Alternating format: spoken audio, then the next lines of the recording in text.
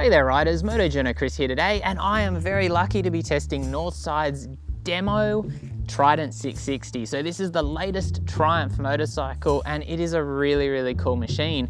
Here in Australia, it's the LAMS version, so the 54 horsepower version instead of the international 80 horsepower version in the places where there aren't restrictions.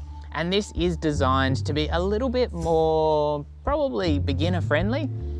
Mainly in the engine department. Otherwise, it is the same bike and you are getting an enormous amount of bike for your money.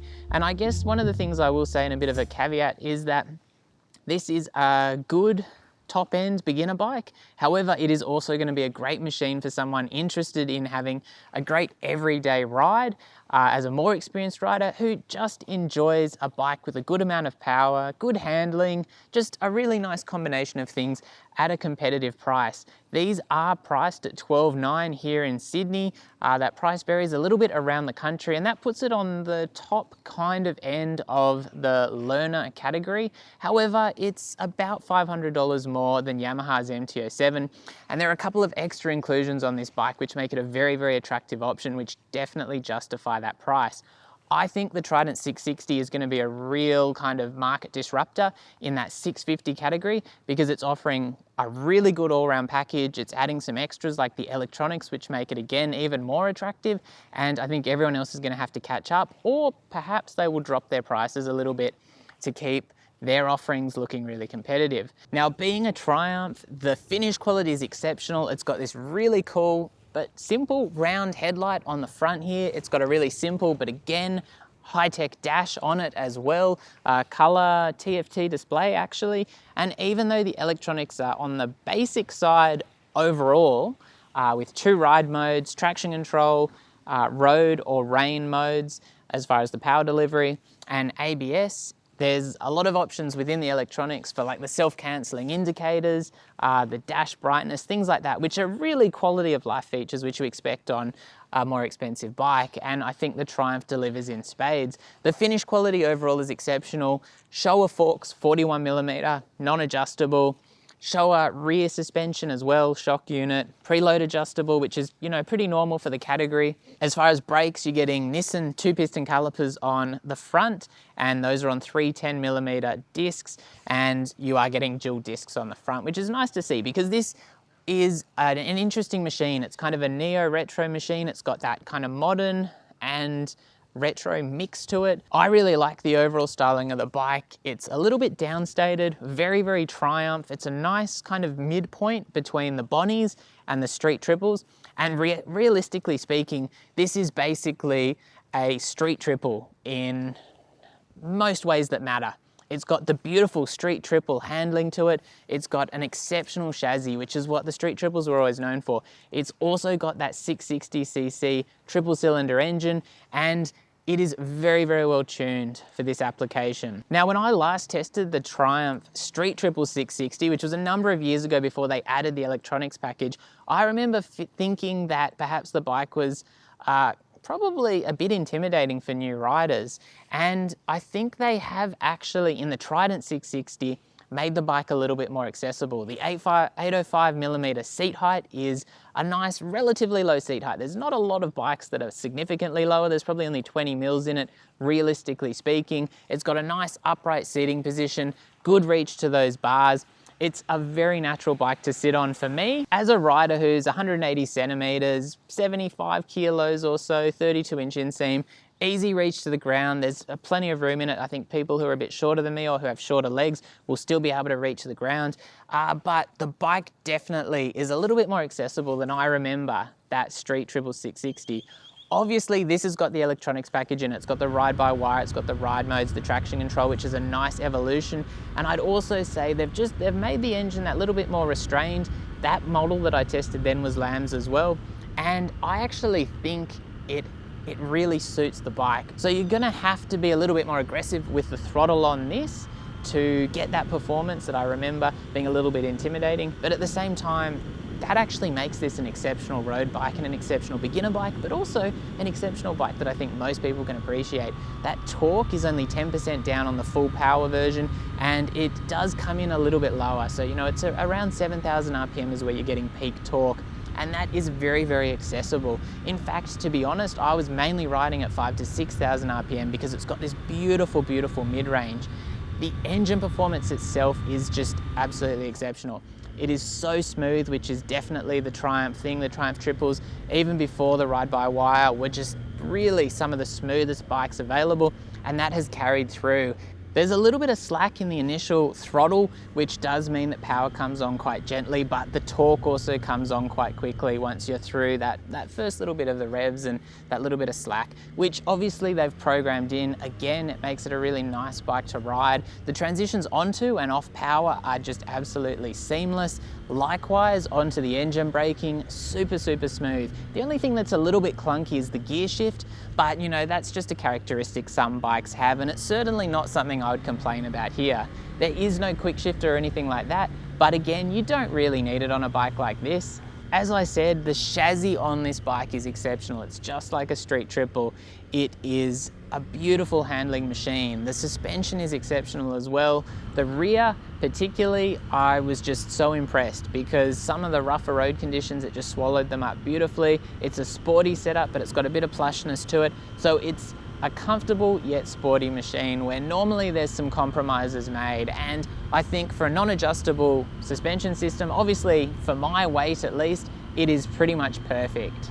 When it comes to features which stand out, that seat, really nice and comfortable, great vision through those mirrors.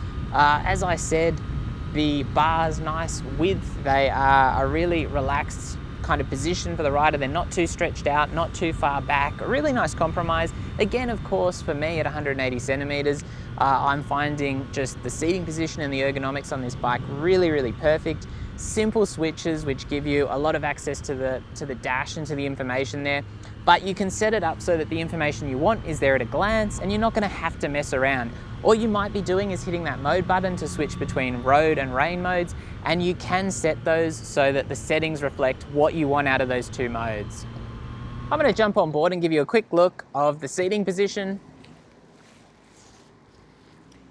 So as I said, both feet down flat, nice easy reach to the ground, relatively narrow between the legs, very narrow at the base of that tank and at the end of the seats, and still relatively narrow down through here. Obviously the frame itself is a limiting factor, but as far as reaching the ground, this is very, very accessible, and 805 millimeters is, you know, an ideal seat height that's going to be welcoming to most riders. The reach to those bars, really nice and natural. Again, of course, this is for my height and my proportions, but I just love that placement. As soon as I jumped on the bike, I just felt at home. It felt like this was a bike that I was meant to ride, and everything just absolutely fell to hand. Nice, clear vision of the dash, plenty of vision through those mirrors. The seat, nice and comfortable, bit of a good pillion perch there as well for short trips, so that's nice to see as well. Very, very comfortable seat, if I'm honest. That's probably the thing that stands out to me as one of those areas which, you know, sometimes isn't done that well. It is really nice and comfortable. The peg to seat ratio is nice. It's not overly sporty, but certainly I do feel like I'm very actively engaged on the bike. And you know, you can see here, it's not an enormous stretch, but I'm also not being forced to take my weight through the pegs like I would be on a sports bike. So talking about the overall bike, I'm just super, super impressed. I do think this is probably the new leader in the LAMS category and in that beginner / all-round bike category as far as offering a really nicely finished product. The finish quality is exceptional, as you'd expect of Triumph. You know, you pay a little bit more for Triumphs in comparison to some brands, but the finish quality is normally one area that they do really, really well. I'd say character with that triple cylinder is again something done well. But the triple engine is absolutely beautiful. It's smooth, it's refined, the throttle response is great. Some people might not find it aggressive enough, but once you get into the meat of the torque and you can have a bit more fun with it, I think it's very, very rewarding to ride. It's an ideal kind of mid-range motorcycle, and everything just comes together. The chassis is beautiful. It's a beautiful handler, just like the street triples. I put them as one of those bikes which I always look to as the standard as far as a beautiful handling machine. It's not overly aggressive, but I tell you what, it's an easy thing to ride. It's confidence inspiring. Got the Road 5 tires, which was a nice set of rubber on it as standard fitment. And I mean, I had a lot of rain, so obviously I couldn't push quite as hard as I would in the dry, but still exceptional.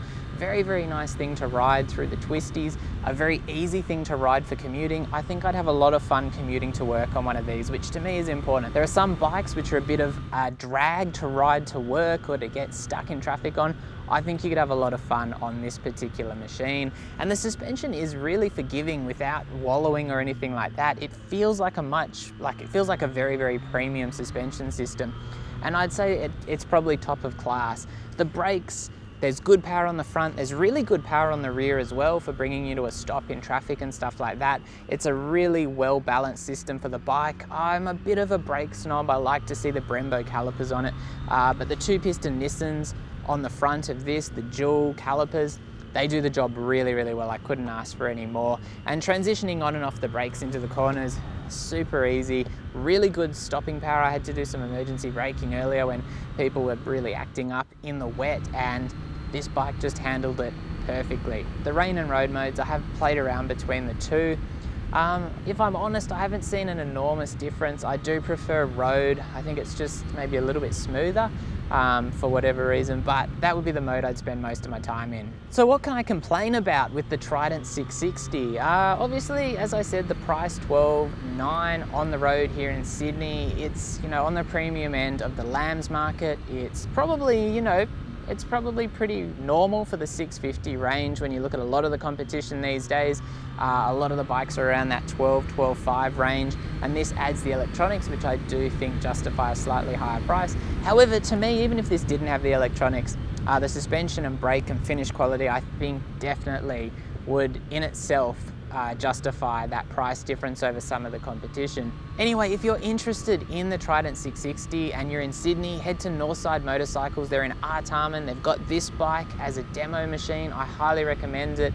It is a really, really fun machine. Don't feel like it being a LAMS bike, it's only for new riders. This is definitely, as I normally say, 50 horsepower is that perfect point for me, as far as I think, of a bike which is going to do everything for any kind of rider. This bike ticks all those boxes. It's not quite as aggressive as the Street Triple S, which is the 660 learner version as well, but this is about $2,100 cheaper, and I think this would probably be the bike I'd be looking at. And then if I was looking at a Street Triple, I'd be waiting till fulls and then getting the R or the RS. If you've enjoyed the video, don't forget to sub, hit that notification bell. Stay safe out there, and I'll be back soon.